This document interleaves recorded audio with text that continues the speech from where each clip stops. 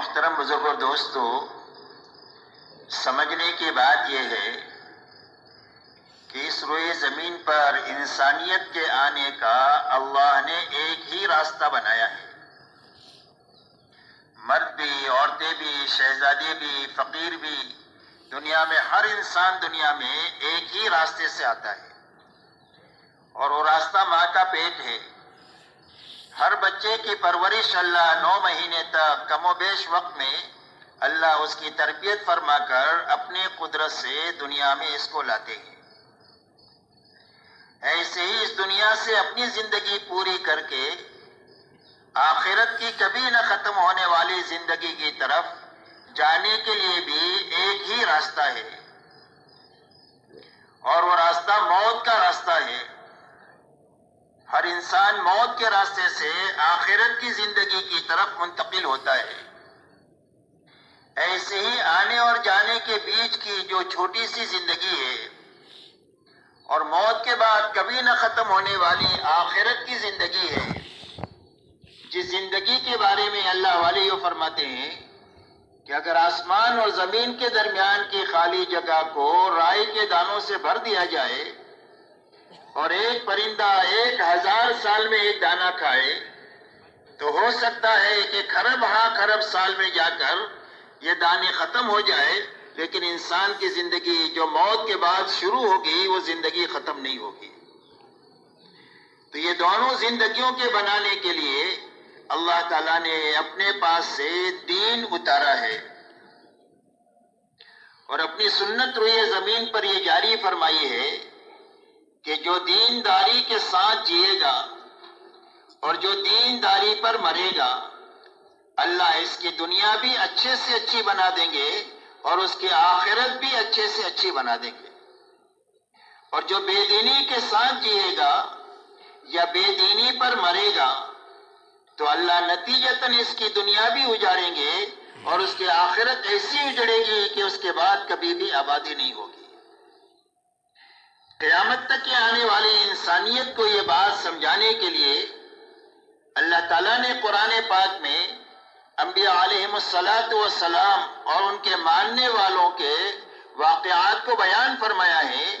کہ ہر زمانے میں ان کی تعداد تھوڑی بھی رہی اور اسباب اور وسائل کے اعتبار سے بہت ہی کمی رہی، لیکن اس کے باوجود نتیجتاً اللہ تعالیٰ نے ان کو چمکا دیا۔ بھلے کچھ دنوں ان کے اوپر تکلیف کے حالات آئے، لیکن نتیجے میں اللہ نے ان کو کامیاب بھی کیا، ان کو چمکا بھی دیا۔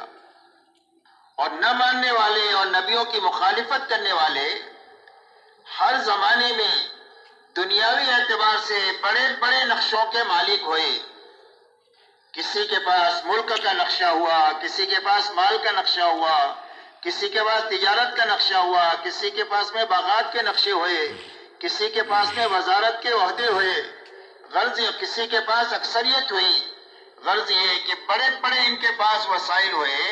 لیکن نتیجتاً اللہ نے ان کو اجاڑ دیا، اور آخرت کے اجڑنے کی نبی کی زبانی اللہ نے خبر دیا۔ اور قرآن پاک میں ارشاد فرمایا فَكُلًّا أَخَذْنَا بِذَنبِهِ فَمِنْهُمْ مَنْ أَرْسَلْنَا عَلَيْهِ حَاصِبًا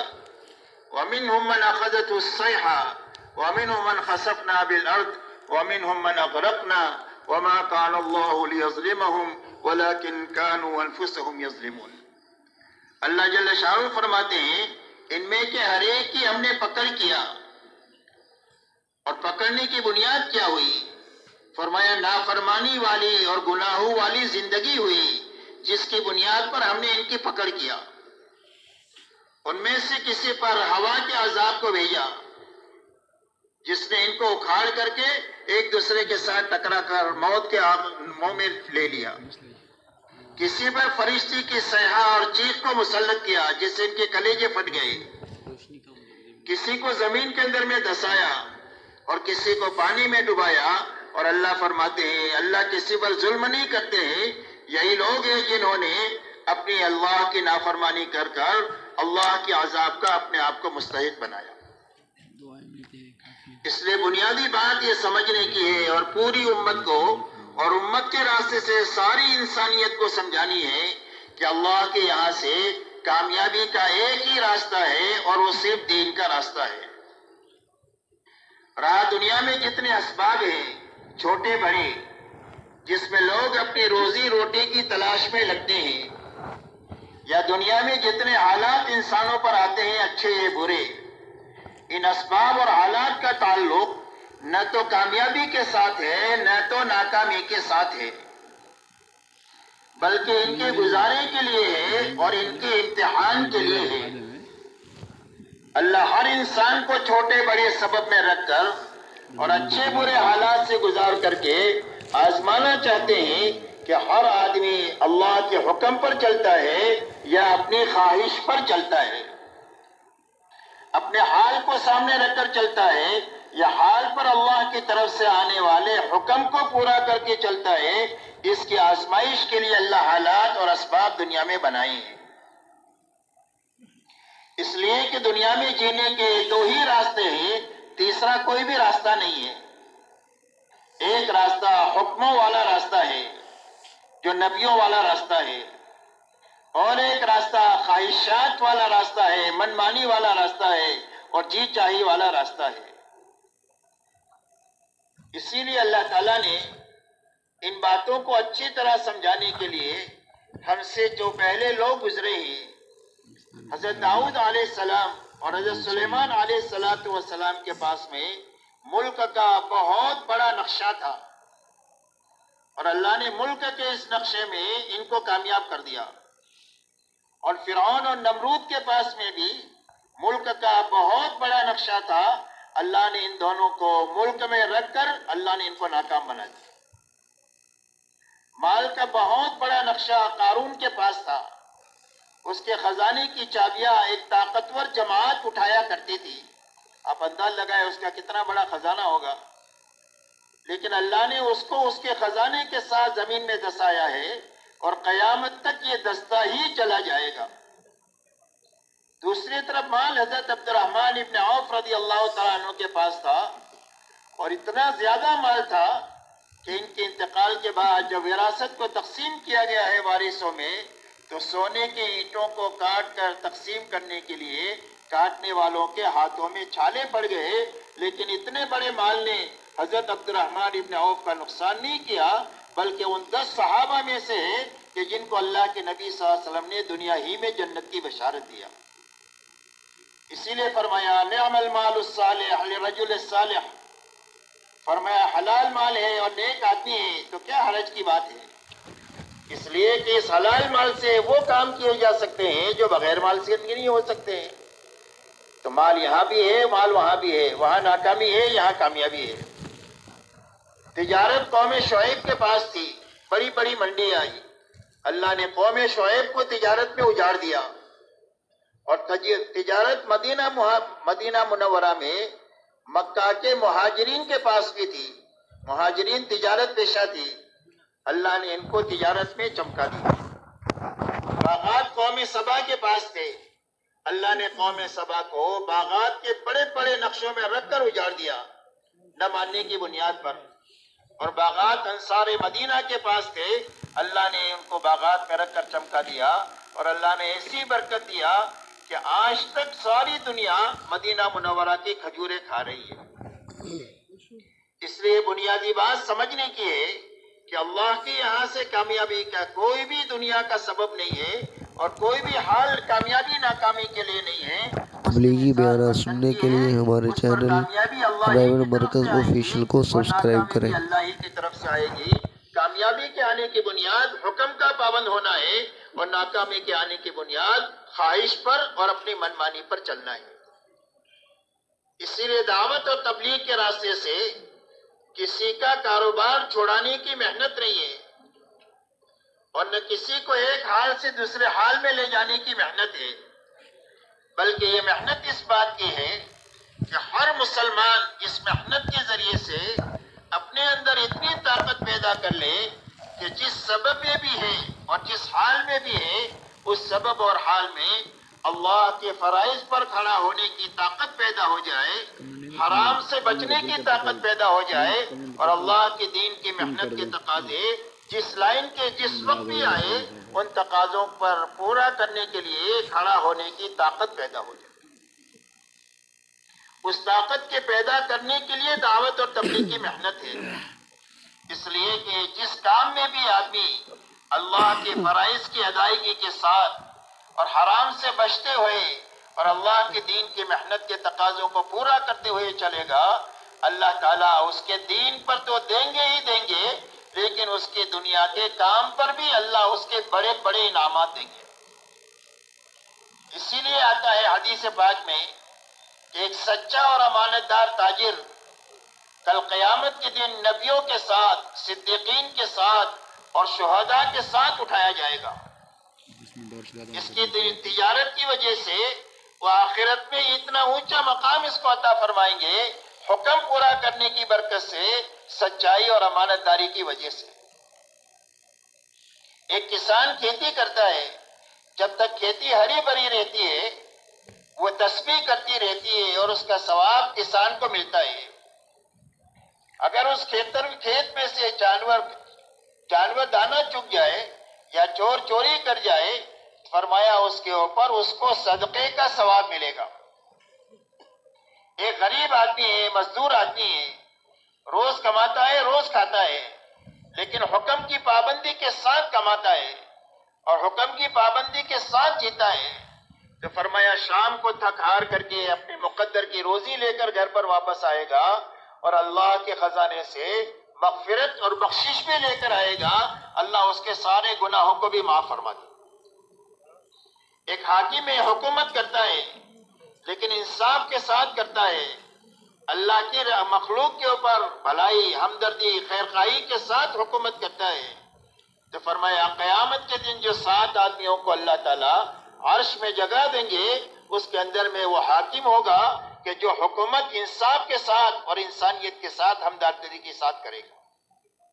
اس لیے میرے دوستو، یہ محنت اس بات کی ہے کہ ہر فرد امت میں پورے دین پر چلنے کی طاقت پیدا ہو جائے، اس لیے کہ مسلمان کسی بھی حال میں ناکام نہیں ہو سکتا ہے، شرط یہ ہے کہ وہ دیندار ہو۔ اسی لیے حدیث پاک میں آتا ہے کہ دنیا میں 4 قسم کے لوگ ہیں۔ ایک قسم تو وہ ہے کہ جس کے نصیب میں اللہ نے مال لکھا ہے اور وہ مالدار ہے، اس لیے کہ مال کا تعلق محنت سے نہیں ہے اور مال کا تعلق آدمی کی عقل سے بھی نہیں ہے، یہ بہت عقل والا ہے اس کے لیے مالدار ہے، یا یہ بہت محنت کر رہا ہے اس کے لیے مالدار ہے، بلکہ مال کا تعلق اللہ کی تقسیم سے ہے، اور اللہ تعالیٰ تقسیم کے اندر میں علیم بھی ہے اور حکیم بھی ہے، تو اپنے علم اور حکمت سے کسی کو کم دیتے ہیں، کسی کو زیادہ دیتے ہیں، کسی کے لیے کم ہی مفید ہوتا ہے، اگر زیادہ مال آ جائے تو سرکش بن جائیے، اور کسی کے لیے زیادہ مناسب ہوتا ہے اگر اس کے ہاتھ سے مال نکل جائے تو کفر کے قریب چلا جائے۔ تو اللہ انسانوں کی مصلحت کو سامنے رکھ کر اپنی علم اور حکمت سے کم زیادہ دیتے ہیں اللہ تعالیٰ۔